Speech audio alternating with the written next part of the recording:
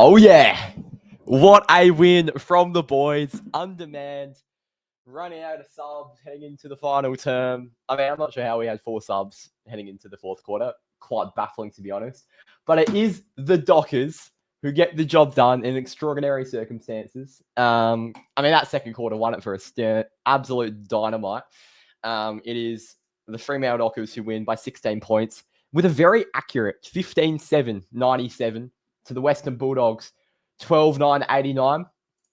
And it was a great recovery, I'll be honest. I thought in the first quarter we were in the lead at quarter time, but we were getting out-hunted at the contest.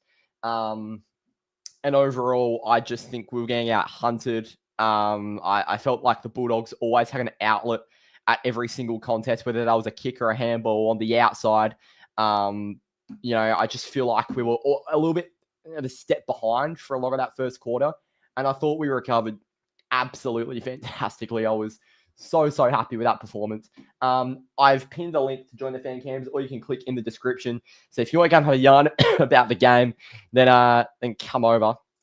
I do actually just quickly need to chuck something up on the screen. So while I do that, everybody get in the fan cams.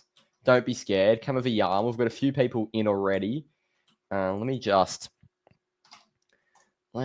do this. I've got 30 in, which is good to see. But yeah, overall, so happy with the game. Get in chat your thoughts on it, as well as clicking on the link. Because my God, that was fun. Where's Druzy? Druzy is he was streaming over on True Footy, and he's just not home yet. So I'm sure Drews will hop on a bit later on. I'm sure he will. 3, 2, 1. There we go. The scores are on the screen. Let's take a look at what chat's saying before we get into some people. Voss, the big winner. Oh, this is off the Jackson injury. Yeah, not ideal, is it? The old dogger. I do have some quotes, however. I was listening to the Justin Longmuir press conference in the car on the way home. I can give you some quotes very quickly. Okay. Regarding Luke Jackson, we think it's a hammy, believe it's low grade, nothing significant. Expect him to play next week. That's a good sign, first and foremost. In terms of the other guys, Wags tweaked his calf that he's re-aggravated from last week. John was pretty sore, but should be good. Nathan rolled his ankle, but should be okay. He just couldn't go. We'll see how they pull up. Sean and Youngie pulled up well and will be in consideration. My God. So yeah, that is the injury update. We'll get the first person in. That's why I've just laughed, because I've just seen who's decided to rock up.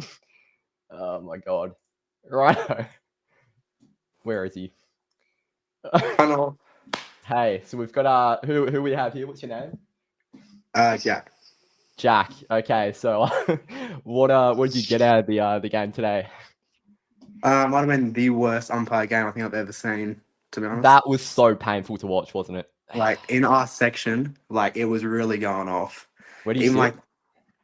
Actually in the Platinum Terrace. Do ya? Yeah, there you go. Not in the nosebleeds like you. Yeah, right. Okay.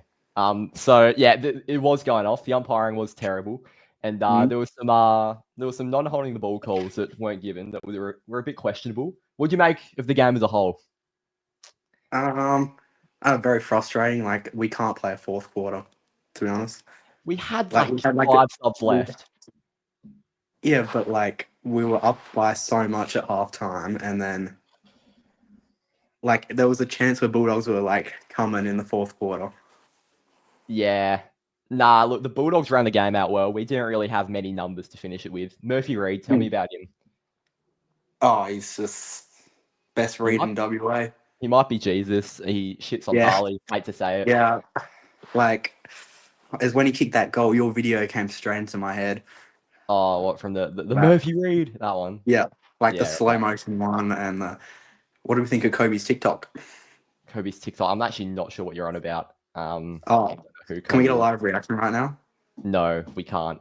Okay. Thank you, Jack, for getting on. And I'll see you next week.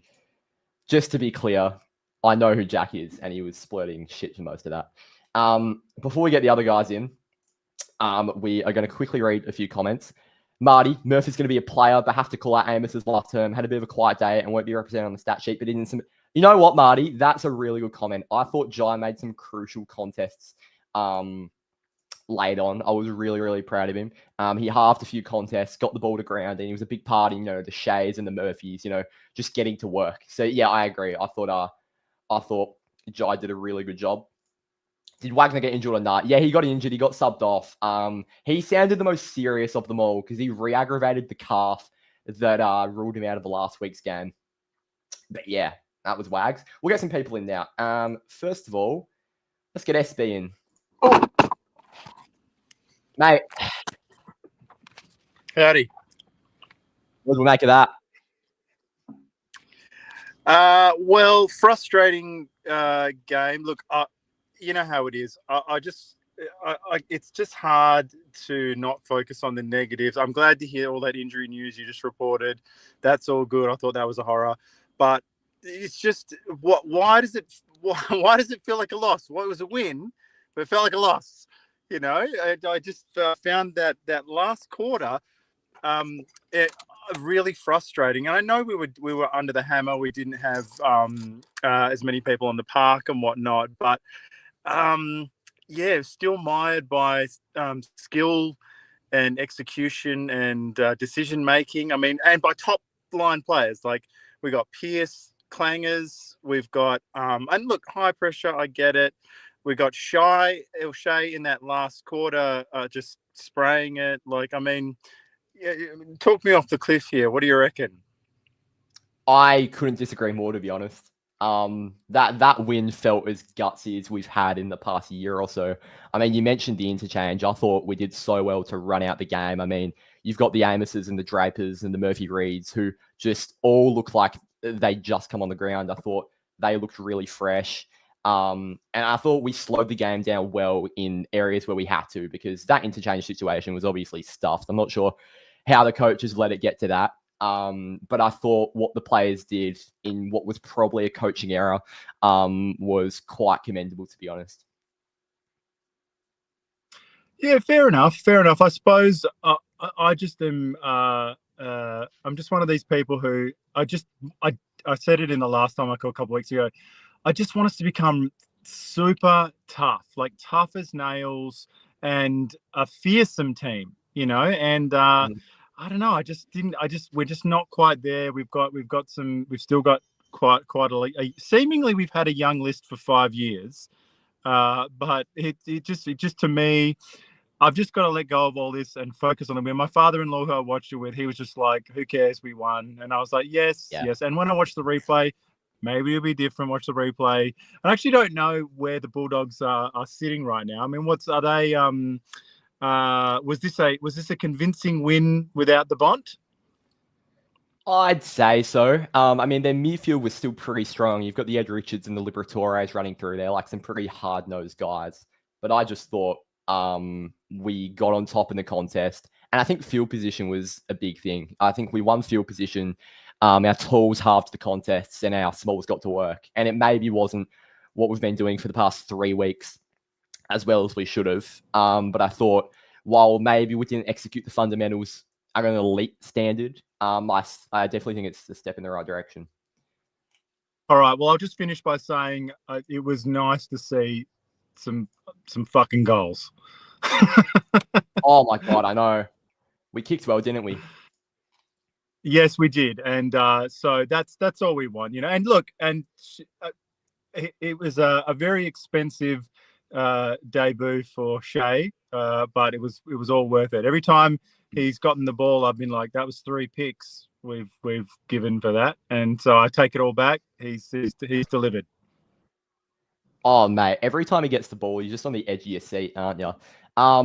In terms of Caleb Sarong, I mean, he nearly broke our single game, I think, Fremantle clearance record. He had 15 clearances today, 38 disposals. What did you make of his game? He's a monster, and just so unsung. Like it's that old thing that they say. I mean, I lived in Melbourne for about 8 or 9 years, and what they'll say about him is, oh yeah, if he played, in Victoria, he'd be, top of the Wazza, and that's just his lot. He's just going to end up being a supreme champion, like Mundy, that no one over East cares about. you know what I mean? You can see it happening right now. He'll end up having a Brownlow or two. You just know it. You just know it. Oh, exactly. Yeah, exact same with even Andy Brayshaw. I mean, playing game 150 today, he won a Lee Matthews Trophy at I think 22. Like if this bloke was in a Victorian team, the plaudits he'd be getting would be on a different scale. Even Murphy Reed, we've got so many guys going under the radar, playing great football week in, week out, that just don't get the plaudits because we're Fremantle. It's just always who we've been. The youngsters are exciting. Dudley was amazing. Like, I mean, we haven't had someone. Oh, geez, like as he's got good. He can find the goals. He seems unflustered, and he's quick, and his tackling's good. You just please stay at that level, Dudley. Stay at that level. We need you, son. We can't be relying on poor old Walters to be giving us that pizzazz. Yeah, well, with Switkowski expected to come back in next week, what do you reckon? Does Dudley keep his spot? Well, you just know they're going to drop him. If you've got a senior player like that, it just doesn't feel like they'd hang on. But then again, do you flirt with form? I mean, I guess you'd have to say, do you think he's earned his spot? Should we hang on? Yeah, I think Dudley presents so well in the corridors. There were a few times in the second half where, again, our guys were out of legs and he just forced a few turnovers that the Bulldogs were a bit uncharacteristically doing. I thought their ball usage for quite a large portion of the game was quite good. And then you've got guys like Dudley just applying this insane amount of pressure. Yeah, I thought he was great today. Do you have any parting words? What did you sort of make of the game as a whole? Well, look, you've talked me off the ledge a little bit, but I just it's just a bit frustrating. Look, we did hang on. We hung on, and we showed a bit of, it is a skill to be able to hang on. I mean, we all through the Roscoe era, that was the whole fucking game style, was hanging on. Yeah. So I should just get used to that. It's just that they've gotten me juiced up on this exciting play, this exciting style of play, and I just want more of it. I want 100 points.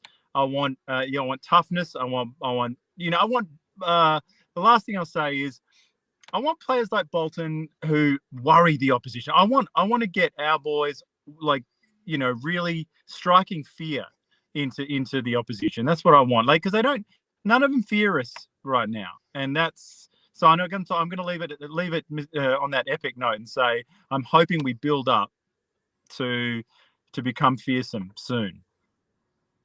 Yeah, exactly right. Look, we're 2-2. We've evened the leisure, and we can build from here next week against Richmond. Thanks for hopping on, mate. Appreciate it.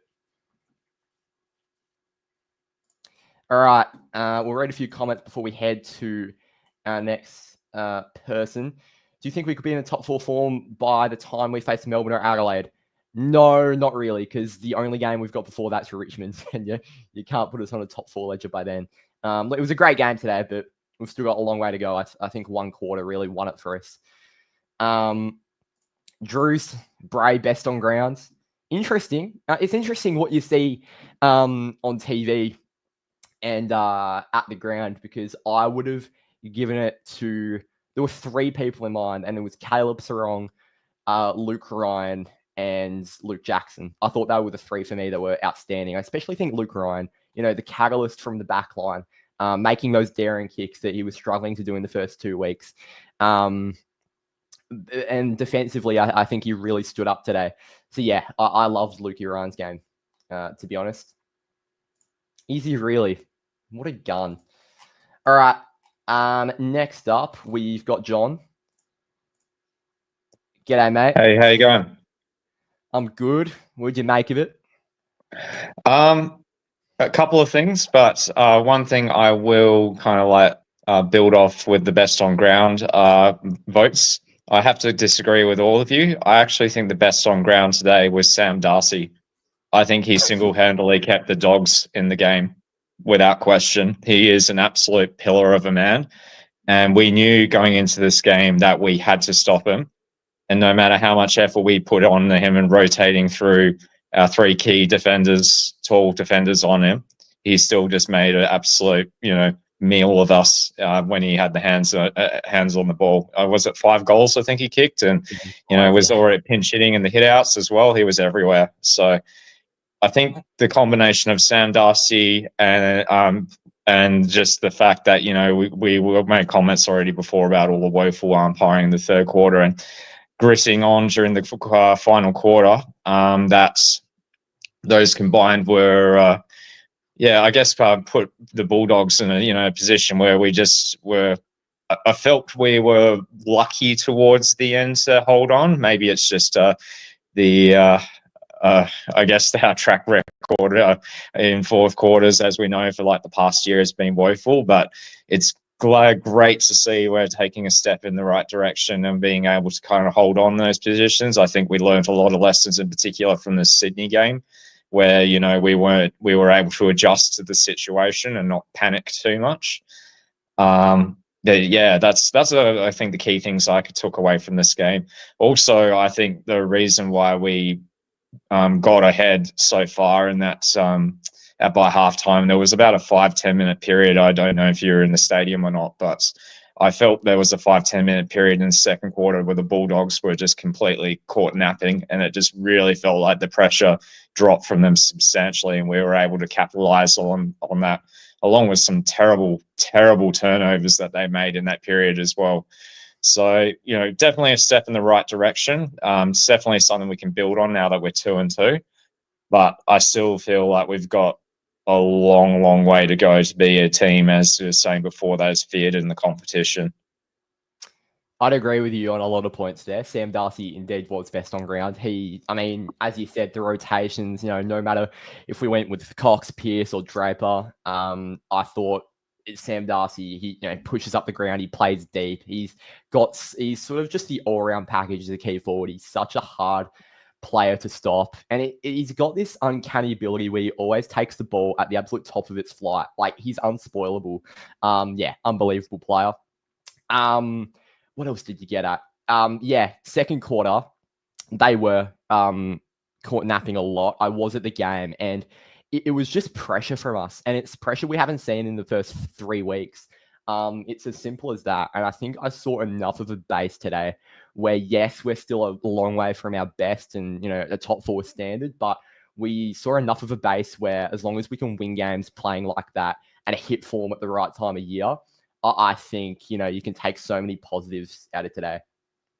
Yeah, absolutely. I don't want to be a negative Nancy like we tend to be in the Freo headquarters from, I guess a lot of years of having to deal with the disappointment that comes with being a diehard fan in purple. But I think there's a lot of positives, as you said, that we can take out of this, that we can build upon, especially, with the bar that was set in round 1. That's, I think if, we're coming out of that first game, there was a lot of question marks being raised about what were we doing over the preseason? Have we actually developed? We've got this young, talented squad, and where is it actually going? And I think we are finally starting to attain some traction there. Like, our contest work throughout the day was solid. Our defense was solid. And as you mentioned, like Luke Ryan is finally finding his flair once again and breaking from the back half and actually finding connections in the midfield and forward line. A lot of positives to take for it. But I guess before I go, the only other thing I'll add to it is Bruce far out that last minute. More about him. That minute saved us. That last minute, the bloody inside 50, the way he managed to lock the ball in, and then finally, turn that stoppage into a goal that saved us. That last minute saved the game for us, I thought. Oh mate, he was unbelievable. He looks like a 200 gamer out there week after week, and he's played 4 AFL games. It's genuinely scary what he's going to do. Do you have any final words before I let you go? Nah, that's all, man. I just wanted to do the Bruce chant. Oh my God, what a player. Thanks for joining, mate. And hopefully see you next week after a gather round dub. Yeah, cheers, mate. Cheers. All right. He's been waiting for a while. We'll get Jimbo on. Jimbo, g'day. Hello. What'd you make of the game? Well, look, how many times have we seen this movie before where we're up against it in the last quarter and they're coming for us? And I was very nervous, but to see us hold on like that, especially undermanned, we're just struggling all around the ground, having no players to sub. Apparently we went over the interchange. We had like 80 out of 75. I'm not sure if that's like some sort of glitch or if we're allowed to do that or not. But yeah, it was really gritty for us to fight that one out and get the win. Oh, it was unbelievable, wasn't it, mate? Who do you think were some of our best? Because it was a hard-fought game. We were undermanned, and there were a few guys that really stood up. Well, I think Caleb Sorong being back to his best today was really good. And I think Jake O'Meara played a good role trying to lock down like sort of Libba in those contests, because had he have not done that, and I feel like Sorong wouldn't have had the impact he did today. So O'Meara played a really, really important role, and Patrick Voss in that last quarter, he's been up against it under the pump for his goal kicking, and to go in and play a big role for us. He hasn't actually played a lot of this season, was really good from him. So he definitely helped us win that match. Yeah, loved Vossi's game. Didn't have a massive impact in the forward half, but when we needed someone to just, dig in the ruck, didn't have the players for it. Jackson off, and so many other taller guys off. I thought he played a crucial part in just, halving contests and getting the job done. In terms of our forward line, I mean, you've got Josh Tracy, Shai Bowles, and Murphy Reid just getting better by the week. What did you see from them? Oh, I think I was watching the game at home, and Dermy said that there's two types of tacklers. You got the players that go out there to tackle and sort of win the footy, and then there's the players that go out there and tackle to hurt the opposition. And he said that Tracy's one that would want to hurt the opposition, and he's very right about that. He's a very aggressive footballer when it comes to tackling, and it's something that we haven't seen from Fremantle key forwards in a long time. A lot of them, it comes from our small forwards, the pressure, but to have a big presence like that in the forward line that applies so much pressure to the opposition really helped us. And his kicking as well. Thank God we finally found someone who knows what the middle of the goals look like, because since Pav, it's been a long stretch of trying to find that good replacement. I know, mate. We are so lucky to have him. I mean, we got him in the rookie draft in like 2020 or something. Absolute steal.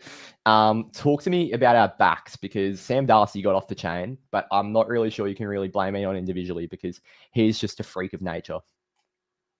Well, I actually thought that we did okay to contain him, and then I looked after the game and he kicked 5 or 6. So yeah.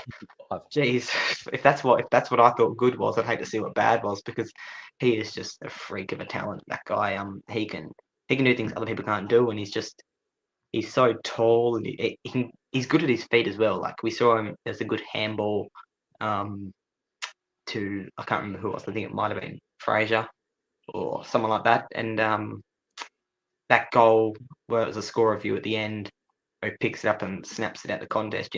Just other big men, they aren't doing that. He is just an absolute freak. And about the backs, it's got nothing to do with the actual game, but why does Luke Ryan feel the need to have his drawstring out of his shorts? Like, to me, that seems very uncomfortable, and it's just like, if it helps him play, go for your life, because he's an absolute gun. But it looks very strange to me. Some players have some weird things like that. Like I remember Michael Barlow always wore a jumper that was about 5 sizes too small for him. So we've had some guns over the years that just do some real odd things with their uniform. Do you have any other things to say just about the game as a whole, some players? Well, I can hop on the trend and just comment about Murphy Reid, but that's going to get a bit boring soon. I mean, Nah, he's an mate. absolute gun, so. He's an absolute gun, and how he dropped down into like the teens in the draft is crazy, because he's an absolute weapon. And you're damn right. You put on your story about how it's disrespectful to mention Harley Reid's name in the same sentence as his, and it is, because Harley's just an absolute grub, and Murphy, he goes out there to play the sport and do it fairly, and he does it week in, week out. So good stuff to him, and yeah, hopefully we can get a big percentage booster against Richmond. Knowing Freo will probably just win it, but here's hoping. Yeah, next week's a very, very dockery game, Richmond at the Barossa. So hopefully we get that win. Thank you for hopping on, mate, and have a good night. You too, mate. All right, look who it is. Go Freo! Yeah! Get in. We're back, aren't we? Oh man, that was good. I'm just gonna hop on for a bit, say my piece, and then let you guys continue on with it, and we'll do the potty later. But I was just driving home and listening to saying, and I just wanted to bring up a few points. Don't really understand the frustrations that some people have, to be honest. Like, that first half today looked like our system. Like, this is our system. Like, we got to see it completely. Bolton played his best game for us today. That specky that he almost took on Rory Lobb, he touched the heavens. Like, that was ridiculous. I can't believe Rory Lobb's turned up to Optus with a red lobster on his fucking head and Shea Bolton just sits on it. Like, crazy. So embarrassing. But like the pressure that Bolton brought today, the goals that he kicked, like that, 3 games in, he looked unreal. Frederick kicking 3 first half goals. He was phenomenal today. His marking's really gone to another level.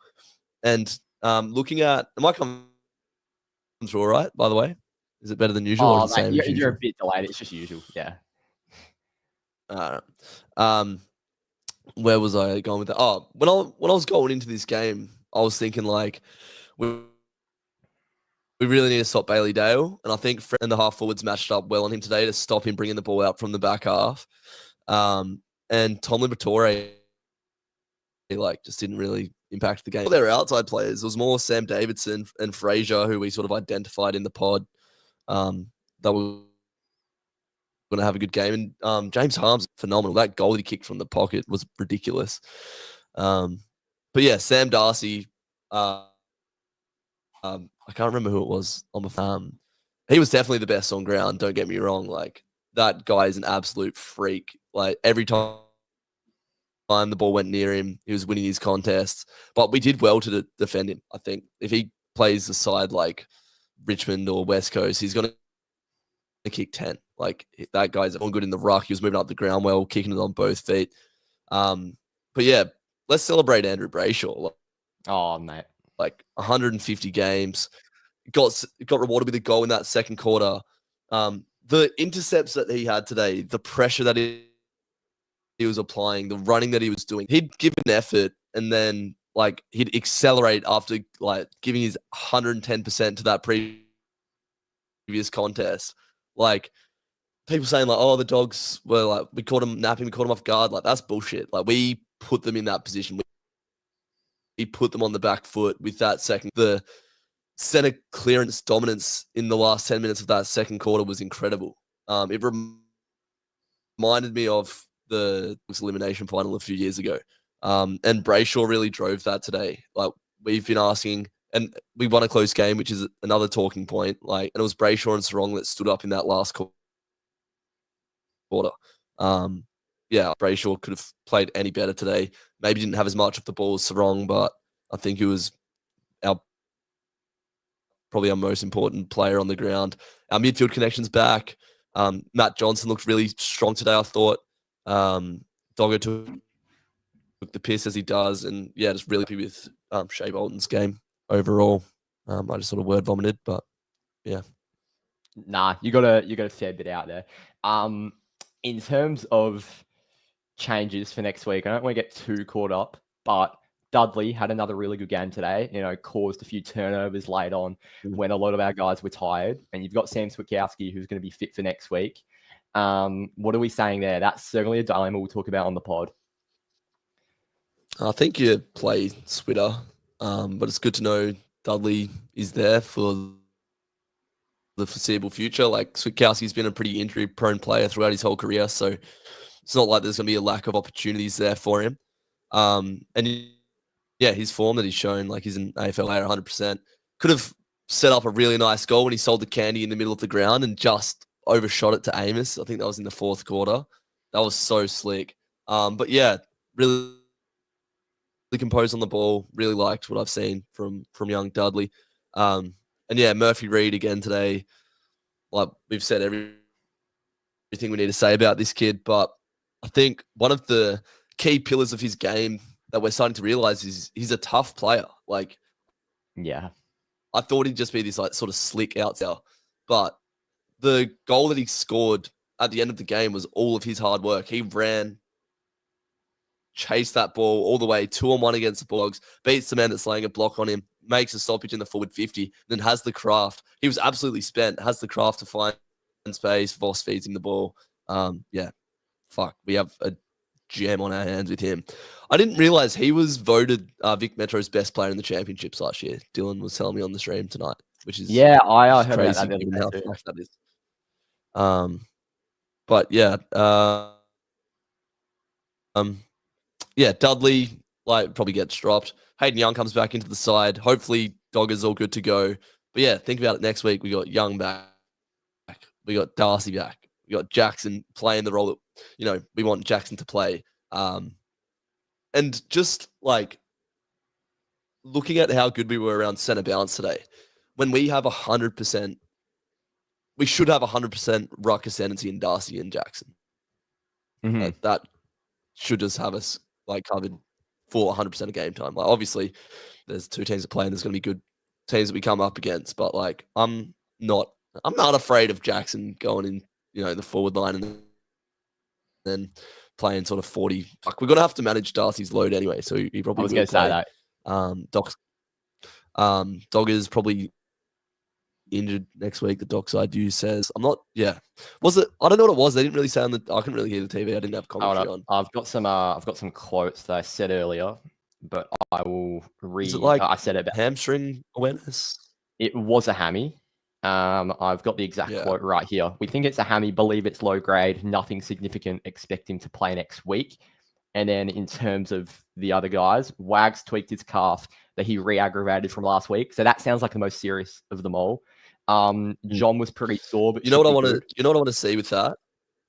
You know what I want to see with if Wagner goes Simpson is out now. Is Cooper Simpson come in and play? Yeah.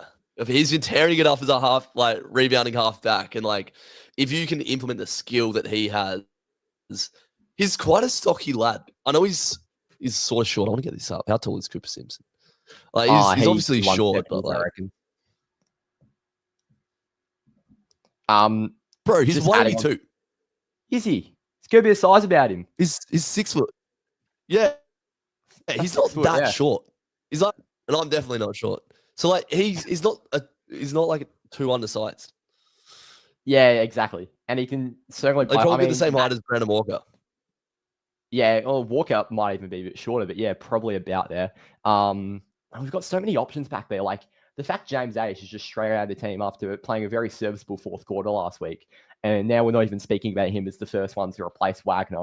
And I certainly think Simpson's probably a bit more like for like. And I agree with that.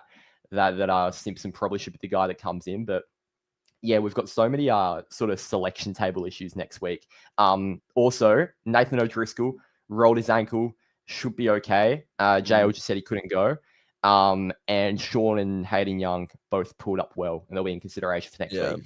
So, barring, I think best case scenario, Wagner's the only one that misses. O'Driscoll had a bit of a tough day today. Cracked in a bit, but yeah, like obviously it's going to fluctuate. Cracked in well, but yeah, tough day at the office. We got a comment here from Pusha T that I have to bring up. It's funny. Coming in late, I'm sure she's ready, but I never thought these words would come out of my mouth when I missed Dean Marquez. Compared to that, the shit. Oh, that umpiring today, like watching it at home, it wasn't the calls that were made; it was the calls that were missed. Like there was about 5 holding balls that just weren't called. And then there's calls that are there that they make after that. That makes it like riles up the crowd. Like Draper was holding that bloke. I think it was O'Donnell or Darcy or someone that came straight in front. Like that was there.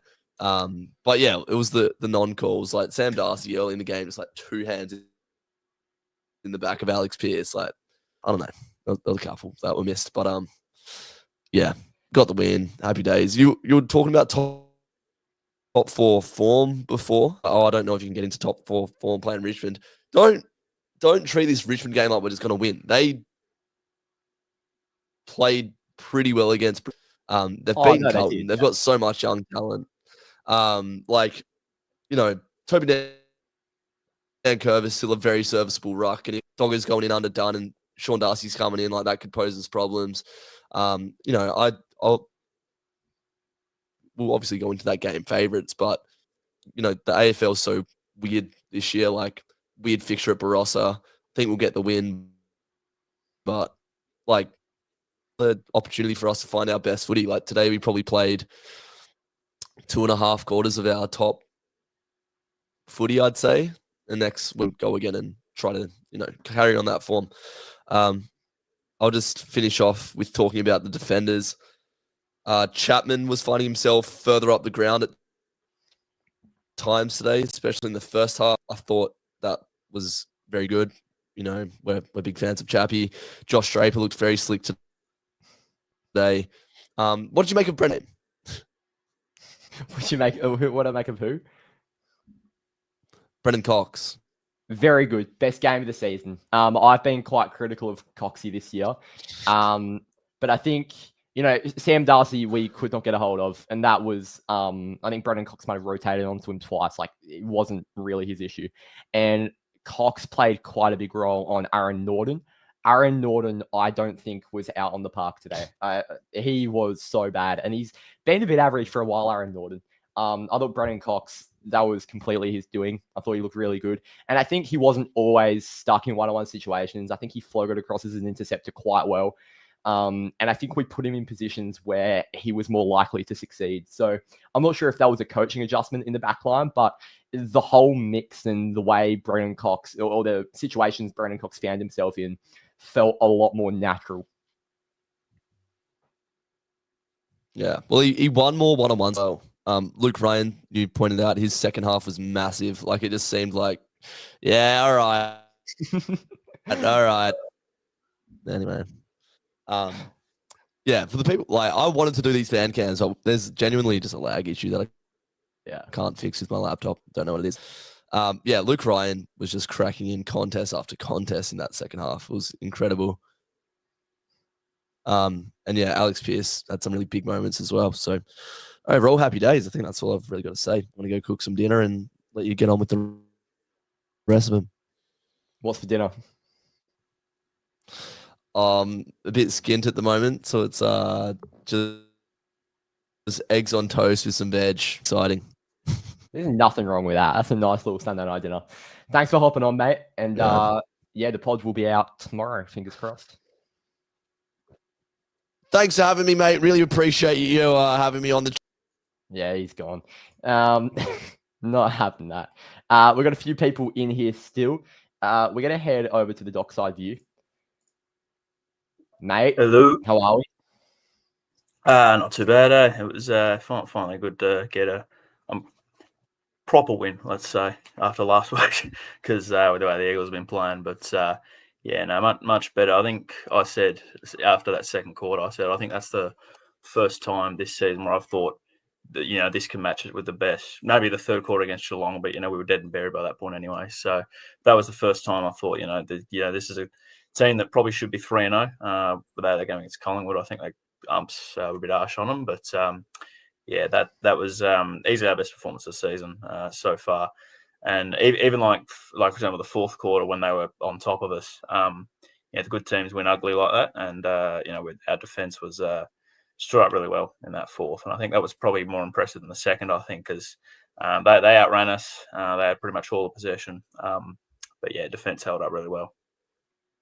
Oh, absolutely. There were standouts all across the ground, and again, we struggled to close out in, you know, reasonable circumstances. Who did you see that really got us over the line?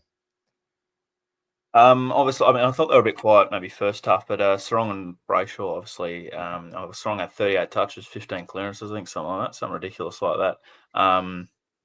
I think you look to the back line, Pearce and Cox, I thought, or Pearce and Cox, they struggled to contain Darcy in the first half as well. But obviously Darcy's a ridiculously good player, but they stood up well fourth as well. I think there was a lot of players like that they sort of came life in the second half and first half. I think Sharp was another one as well that was definitely a lot better in that second. Clark as well. And obviously we've spoken about him already, but obviously Murphy Reid, he spent I think 90% of time on ground as well, and we saw like late the pressure he put on in that when he was in that pocket over the other end to basically beat two Bulldogs defenders. And as I said, he spent more time on the ground than pretty much any one of our players except for the keys. So yeah, that was obviously really impressive from him. And then there's not so many players I can fault today. I think, as I said, there was a few poor first halves. I think, particularly from our keys, and I think key backs that is, and then Amiss I think was better. I think he was making himself more of a presence, but obviously not quite on the level that Tracy is at the moment. And Banfield did I think make a few errors, but Banfield's not there to be the star, as we all know. He's just there to be Mr. Fix-It. So. That's sort of my take on it. Yeah, I think, guys like a Banfield, who's probably, I love Banfield, not necessarily as a player, but just, he always wears his heart on his sleeve, loves the club, clearly. But he's probably our weakest link, and we're going to start fixing those up now. Hayden Young's most likely going to come in the team for him next week. I'm not sure what other injuries we've got that will actually rule players out.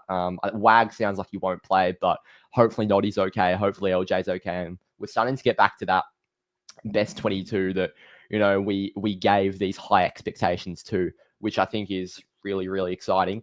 Talk to me about Luke Jackson, because he's certainly going to adapt a more interesting role from next week onwards. Sean Darcy's expected to come back in. He pulled up well from the Waffle game. Talk to me about LJ's game today, his season so far, and what you see about him coming up. Yeah, Jackson in the ruck, it's worked. He's not probably as good as a ruck as Darcy is, but Jackson, I think, has proven that he can be number one, and he's done that really well.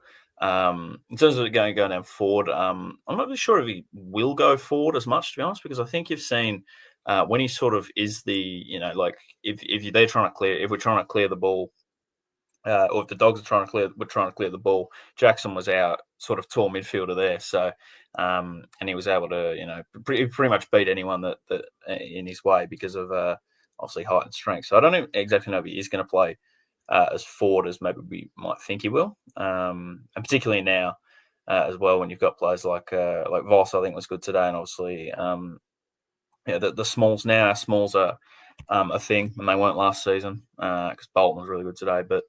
Yeah, I don't know about Jackson. I think it's obviously going to depend on his injury and as whether he's actually going to play next week. In a way, I'm a bit disappointed that we've got Richmond next week because I think after today, I thought, maybe we'd be able to go on and if we took on a top team, I think we'd really be able to take them to him next week. But Richmond will obviously be a lot likely 4 points, but I think you probably rest. The thing is, I thought, coming into this, I thought we would rest Darcy for next week, or at least play him on limited minutes. But now that Jackson might be out as well, that obviously throws a bit of a spanner into the works. But as I said in the comments, I thought Voss was really good in the fourth in the ruck. But if we're up to me next week, I think you probably give Jackson the rest. I think you don't want to risk it, and you probably play Darcy on about 65% and 70%, and then you probably play Voss for the other 30%.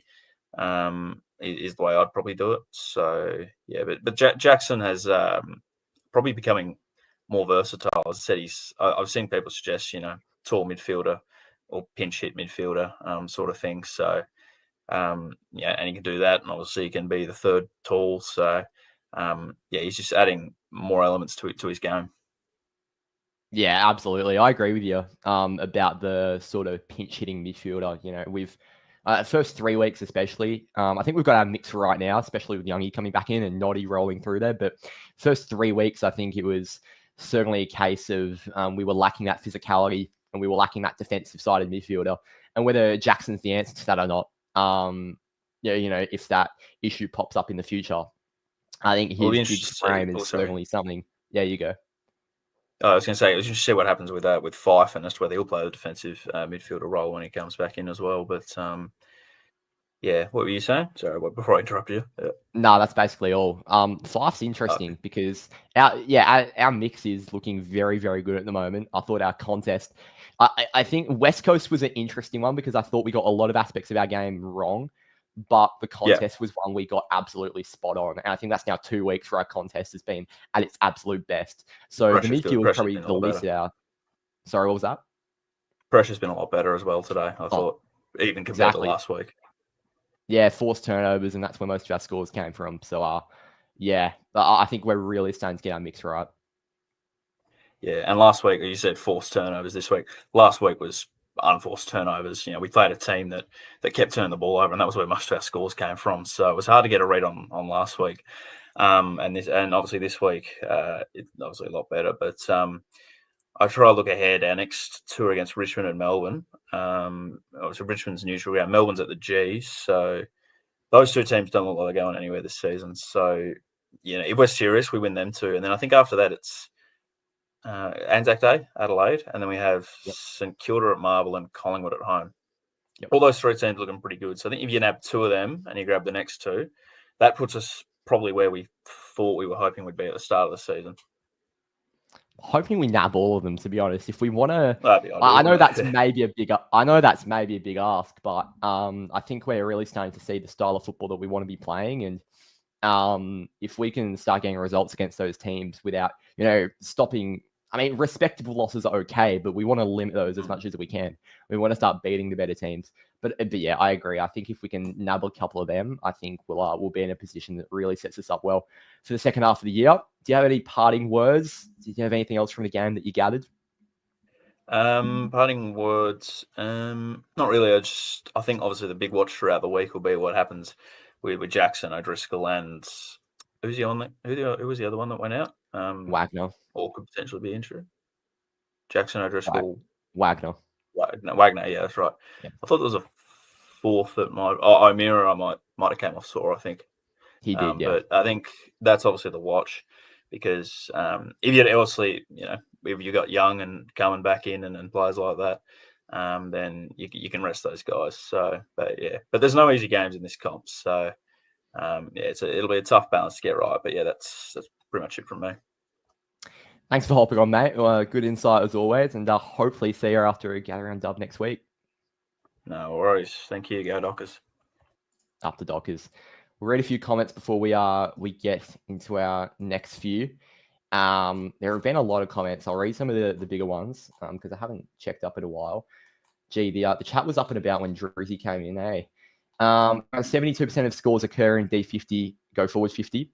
We want to be a clearance/stoppage side. The game just isn't built to suit that style. Today was a perfect example. Lost possession, field position, but we're great in transition in Q2 and 3-on-1.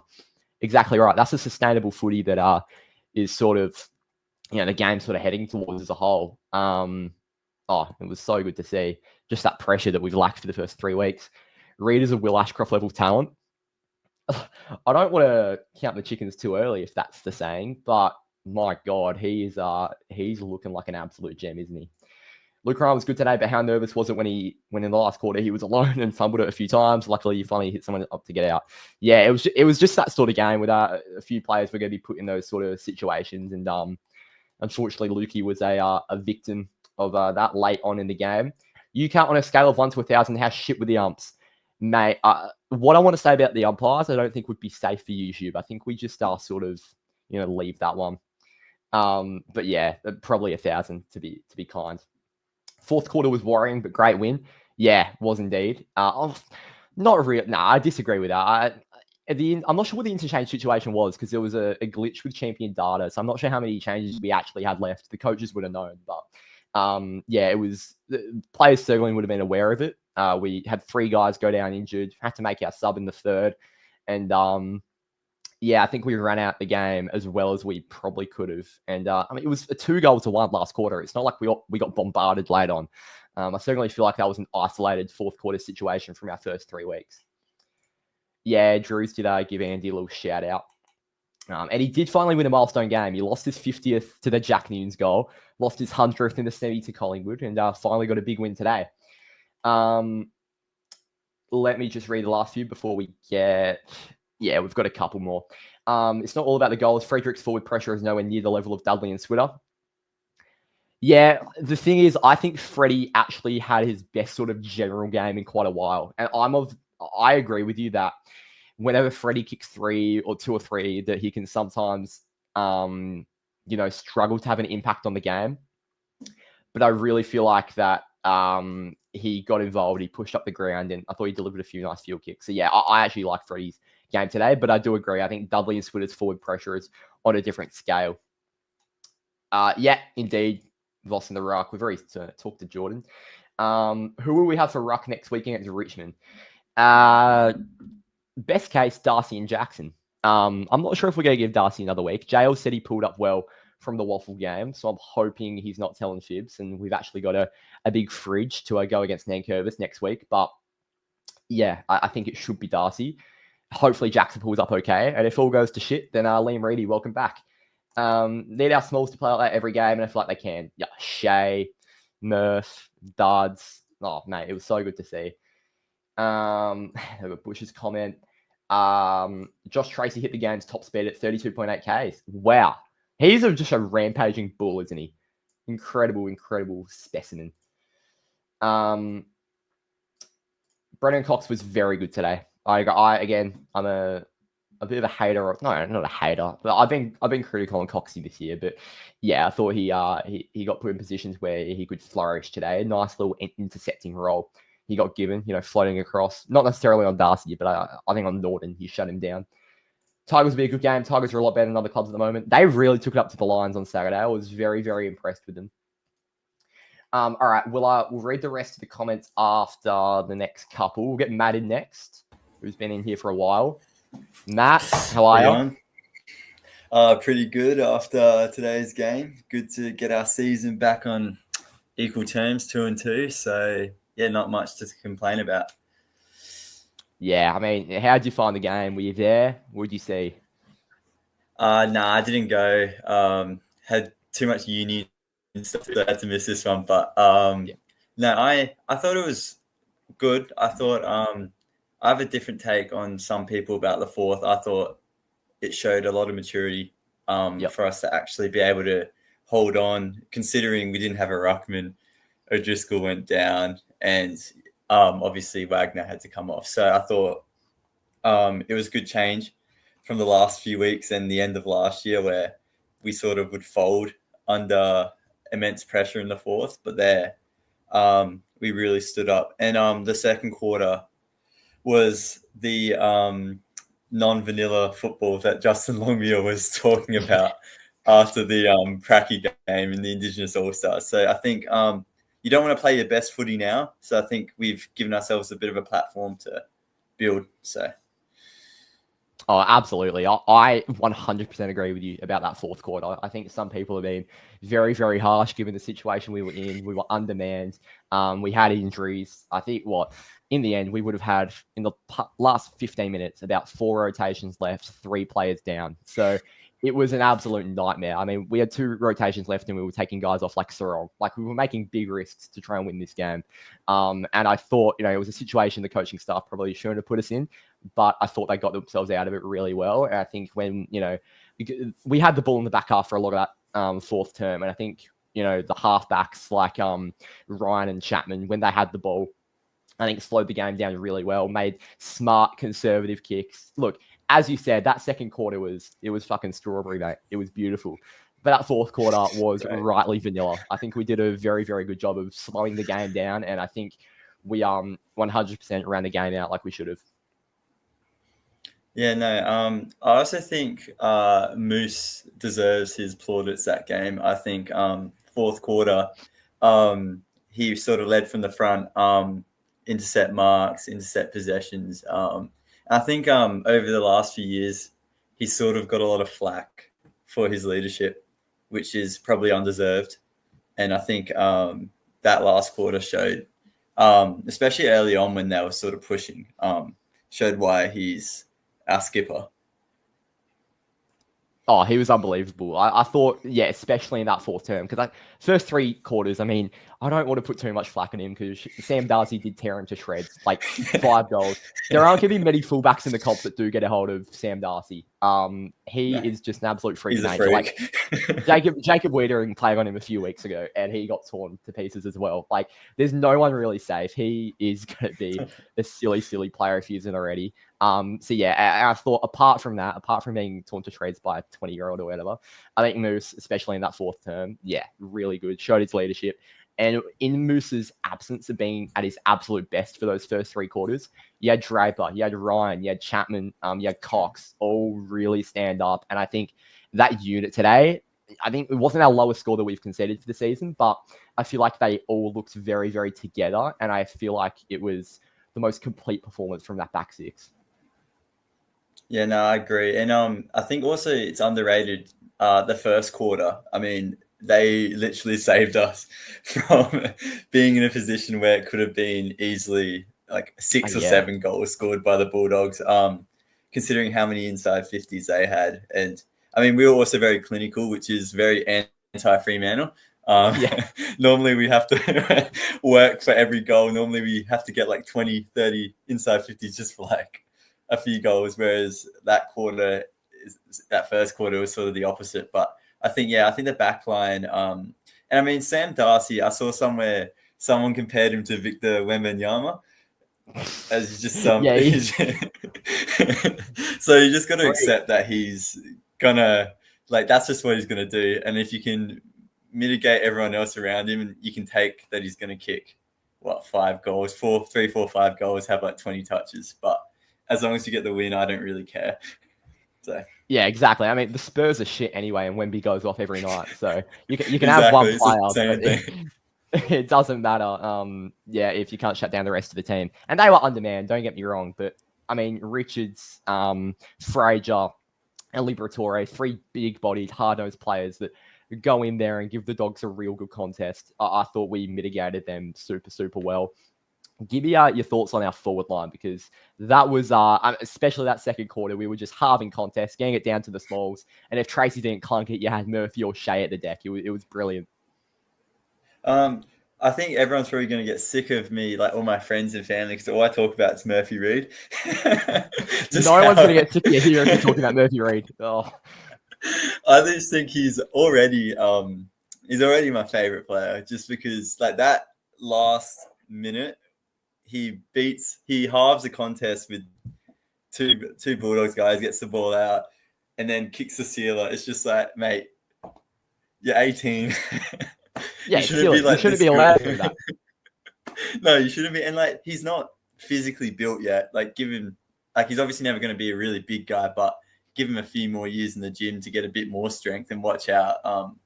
He's probably winning that ball in a few years' time. But everyone was good. Dudley, I hope he doesn't get dropped, because I think we need someone. We've been missing someone who's very opportunistic.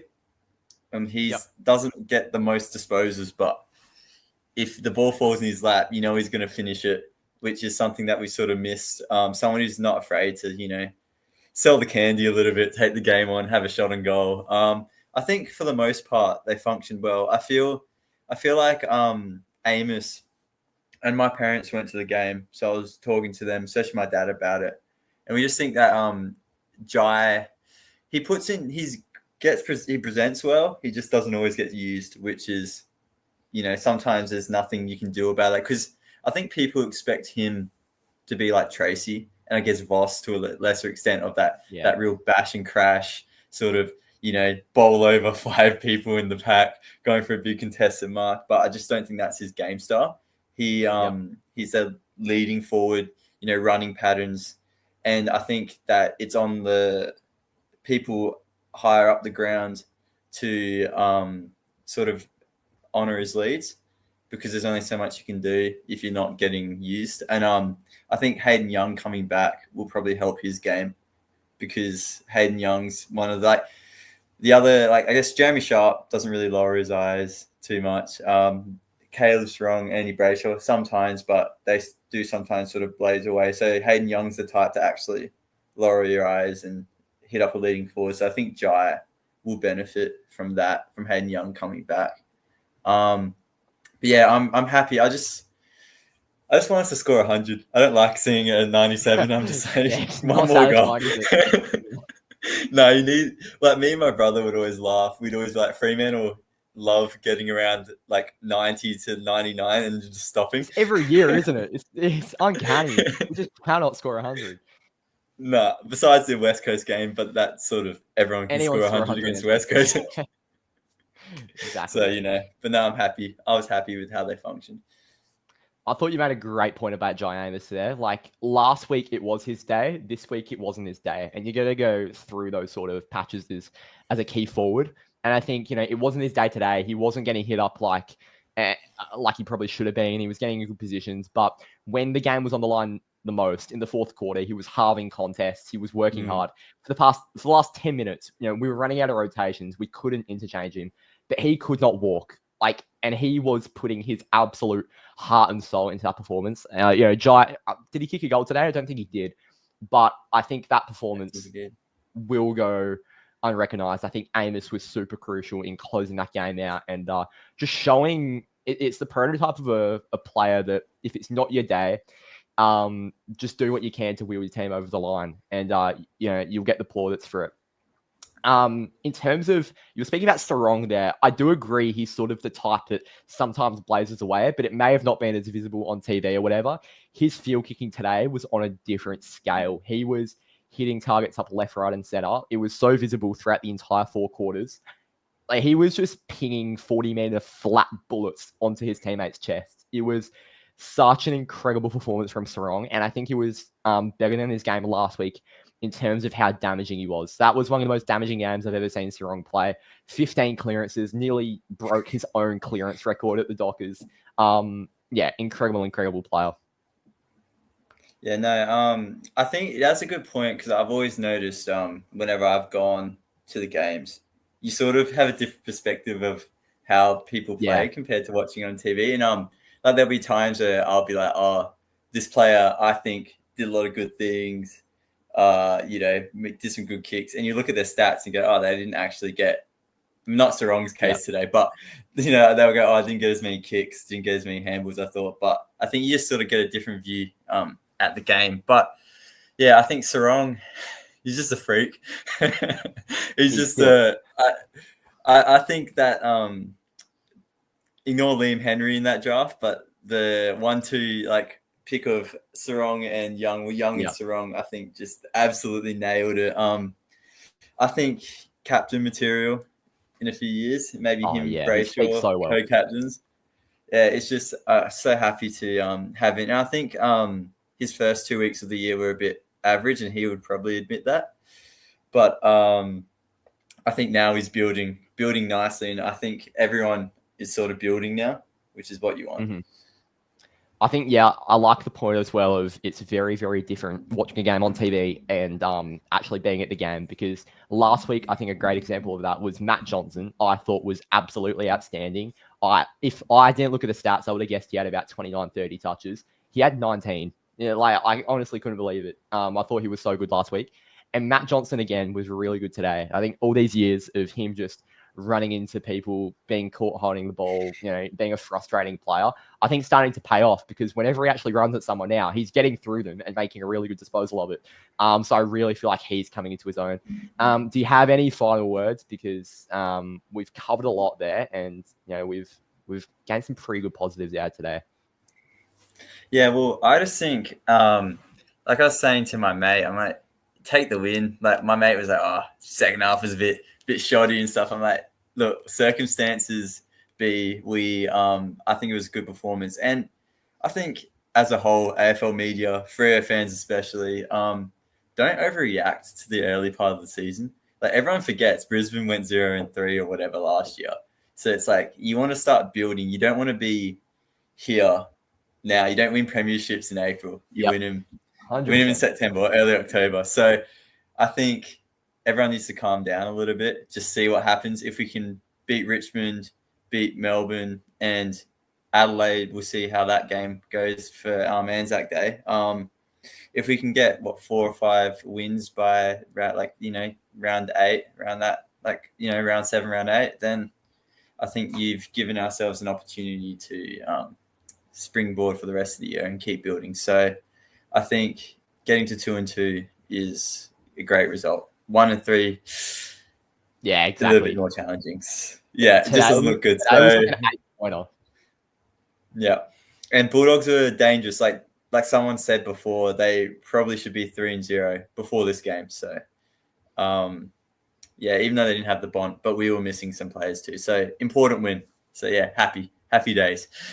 Very important win. I think we saw enough today that we played our best footy for a quarter and a half, and we saw that it was all coming together. That wasn't even our best 22, and we closed the game out like a very, very professional footy side.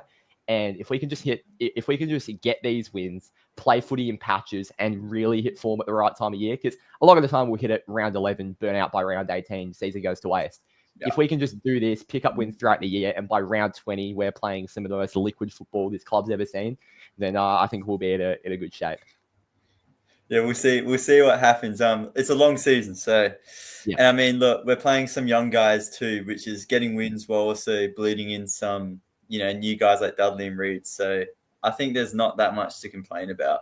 So I'm pretty happy with where we're sitting. I'm in agreement. Thank you very much for joining me, mate, and hopefully see you no worries. soon. All right. Look who it is. He's in the Freo change rooms. This bloke. We've got Average. Hello. Yes, this is the Freo change rooms. Look at right here. Shay Bolton is right there. Wow. Hey, what's up? What's up? G'day, mate. I'm good. Looks like a very nice setting. Yeah. It's what it is. It is what it is. The game, that was a pretty good game, I must admit. Only for the first half, okay? All those goals that coming in the second quarter, what was it? Like 7 goals. Well done, Freo. Well done. Yeah. Honestly, I was kind of nervous because of we had those interchange, the injuries, everyone getting subbing off. It just I was getting nervous because obviously Bulldogs were coming back in the fourth quarter, but then we're just like holding the ball, keep like kicking the ball into other players like Alex Pearce, Brendan Cox, and Luke Ryan. Yeah, the whole defense did pretty well, I must admit, because the Bulldogs, right? They have a lot of inside 50s. Did they score a lot of goals? No. Only Freo scored a lot of goals. And they had 40 inside 50s? Well, Bulldogs get 60 inside 50s. I mean, you got to appreciate my boy Luke Ryan right here. Luke Ryan, well done to Luke Ryan. Gold one. Yeah, silver one. Well done. But also, I got one of the rare, I think this is like 1 in 36 packs. Alex Pearce, well done to him. Well done for leading the pack. Okay, I know this. Do you want to say anything? Nah, look, I agree with most of what you said. I think the guys really dug in. Loved Moose's game, loved Ryan's game.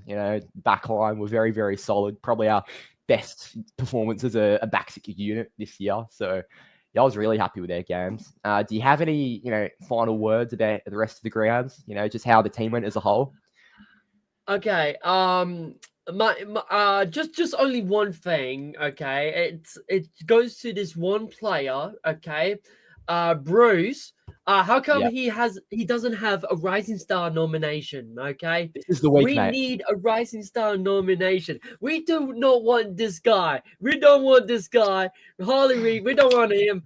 We want Murphy Reid, Bruce Reid. Yeah, Bruce Reid. Mate, go off. Bruce, the better Reid. But yeah, seriously, that was a good game. I was there. Obviously with the arms, I was like, but as you know, as a fan, as watching the AFL, it's pretty expected. You're gonna be like me, being like, oh my God, we scored a goal, yay! Yeah. But it just so mental. But congratulations to Freo. Hopefully, we keep on winning. Richmond next. Barossa. Why The Barossa. Barossa? Yeah. Why? I don't know. Why AFL? I Don't know. thought we'd be, you know, being Adelaide or Norwood, but no, they like us being away from LA Oval. Disgusting. We played Adelaide Oval last year. You know, you got to rotate it around. Thank you very much for joining me, mate. And up no the Dockers. worries. I'm gonna steal some Shea Bolton stuff. Okay. Thank you, everybody. Yeah. All right. Cheers, average. We don't actually have anyone else in the studio, believe it or not. I can't believe it. There's no one else in there. So, oh no, we got Druzy here. What's Druzy saying? Oh, Druzy's not saying a lot, is he? He's just sort of. I think he might be, you know, eating his fried eggs, having a nice night. He might actually be watching these fan cams right now. But from my knowledge, there is no one else in here. So, well, we'll quickly finish reading chat. If anyone else wants to join, then feel free to. And I will read these final comments. Banfield's main goal is to be club and an unlikely hero. And look, there's nothing wrong with that. Like, he's probably going to outgrow this team very, very soon. Sorry, this team's going to outgrow him very, very soon. But there are probably... it's probably important having a guy like this, especially during this rebuilding phase that we're not in now, but that we've undergone over the past 5 years. Having a guy like that is so important. He's been a great contributor to the Fremantle Dockers. In 2025, the difference between top four and wooden spoon is so slim. Agreed, we can't take Richmond lightly. Yeah, we'll discuss more about that on the pod, which will be out tomorrow, which is it's a very interesting one, the Tigers game, because it's at the Barossa as well. You know, it's a ground neither team have played at. I'm not sure what the dimensions are particularly. We're going to have some guys back. They're obviously a super young side, but they've got some key pillars. You know, you got Vlostone holding the fort down back. You got Nank in the ruck, who's an absolute unit, which is going to be a tough first game for Darcy to come back into. And, you know, Tom Lynch isn't necessarily been the best player over the past couple of years, but his talent can't be denied. So, yeah, the Richmond games could be super, super interesting. Agreed. Bearfield, lovely guy, lovely clubman, doesn't win premierships. Yep, exactly. Don't agree. Bearfield, if he's in the team, plays better winging up the ground, helping out in defense, rotates in the full line to reset or snag a goal. I think this is what's kept Bearfield in the team, his versatility, because there have been a few games last year where he swung back, he can play tall and small. I'm not saying he's a Heath Chapman-like, but he's that similar size where he can play at ground level as well as he can play tall. And while he's not a natural backman, I think he did some really, really good things last year in defense. This year when he's rotated back there, and especially on the wing, which allows guys like Bolton to spend more time in the front half. Yeah, mate, Bruce will get Rising Sun on this week. Don't you worry. What else do we have? UK, how many interchanges did we end up using, not accounting for the glitch on the AFL app? I think we used the exact total, is what I believe. So I thought we made an extra interchange and cheated. But there's someone on the bench that would have picked up on that. The AFL app did glitch, which was champion data. And yeah, I think we did use the correct amount. I think the coaches and the counter on the bench in the umpire's dugout, you know, was all, you know, all across it. I'd honestly rather have Voss and Tracy both as part-time rucks rather than bring Reedy back into the side in the event Darcy and Jackson are unavailable. Interesting, because that would allow for rotation to just have an extra forward. Because if you bring Reedy back, then he's going to eventually rotate forward, and I'm not sure how suitable that would be for him. So yeah, I certainly see. I don't really see a world where JL actually does that, but I like your thinking. Like I said, JL said 74, and 75 is the limit. So okay.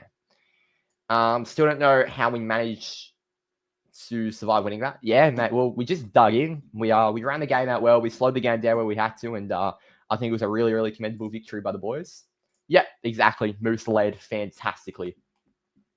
Let's be real here. The Dogs were given heat. I'm not even going to get into the umpires. We might discuss that a bit on the pod, but I think you and me that watch the game can for sure say that umpiring performance was historically bad. I don't know what the free kick count was, but I think that's even irrelevant. It was just the amount of non-calls. That style at the end worked this time. I think it's a Collingwood, though. It won't hold up. You have to bring intensity. I think we will be better for that game. Against a team like Collingwood, where the intensity in the fourth will be a lot stronger, we won't be playing like that in the fourth. We played vanilla on purpose to try and manage the workload on a very highly overworked group of players. And I think we won't let that interchange situation happen again. So I just think we'll learn from that and it won't happen again. But I agree. I just don't think we would have played that way against Collingwood, given the situation. I think we identified the opposition, identified the situation, and went on from there. It was 15-27 going the way of the Bulldogs. Yeah, it's just minus 12 plus the non-calls, which would have counted to about 10. So yeah, it was interesting. Very rogue umpiring. Darby only did one thing wrong, gave away 50. Yeah, that was frustrating because the game was in the balance. A bit Bailey Banfield against the Giants. Like, cheers, Marty. Appreciate it. We've had some good callers in today. Really appreciate everyone who hops on. We get great insight every time we do these fan cams. I'll be at Gather Round next week. I'll be filming the game preview outside the Adelaide Oval. But Drews will be doing the fan cams next Sunday. It's an earlier Sunday game. It'll be Sunday Arvo. The game is Sunday morning, but the fan cams will be Sunday Arvo. So make sure you go join Drews for that one. Every time Drews does the fan cams, the StreamYard's a bit glitched, which is why I'm doing them today, and I'll do them for all the home games from now on. But yeah, just trying to bear with him for that. It is as frustrating for you as it is for him.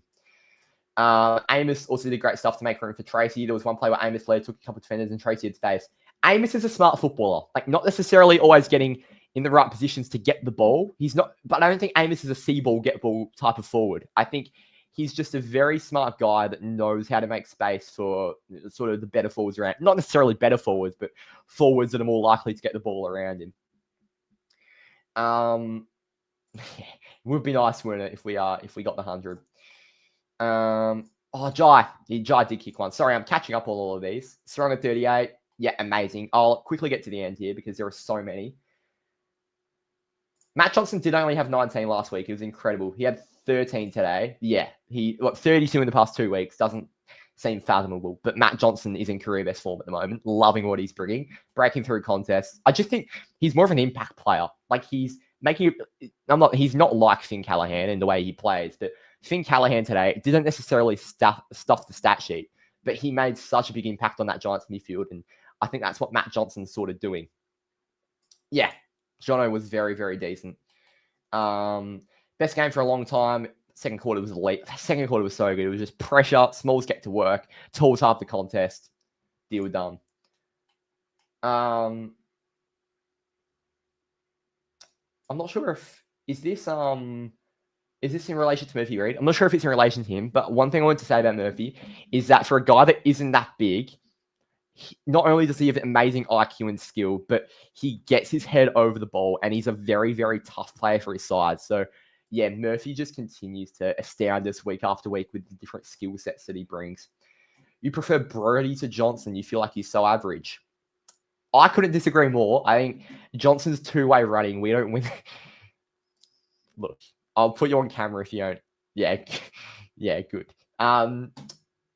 Yeah, I completely disagree. Brody's two-way running just wouldn't cut it. I think Johnson's work rate both ways was so crucial today.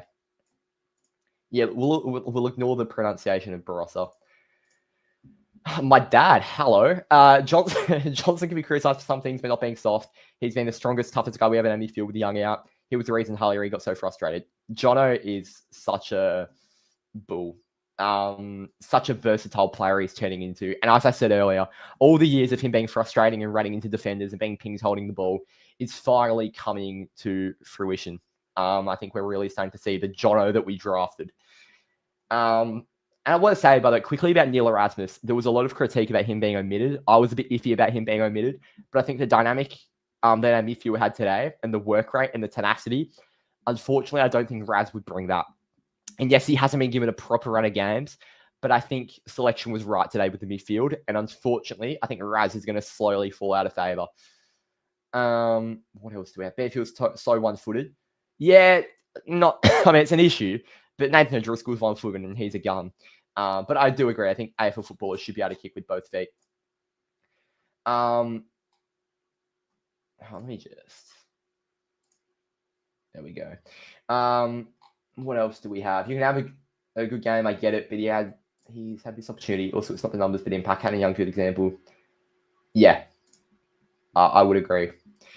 Murphy Reid carries himself like David Mundy. The number, the play style, the demeanour, is that the word? I think so. What a gun.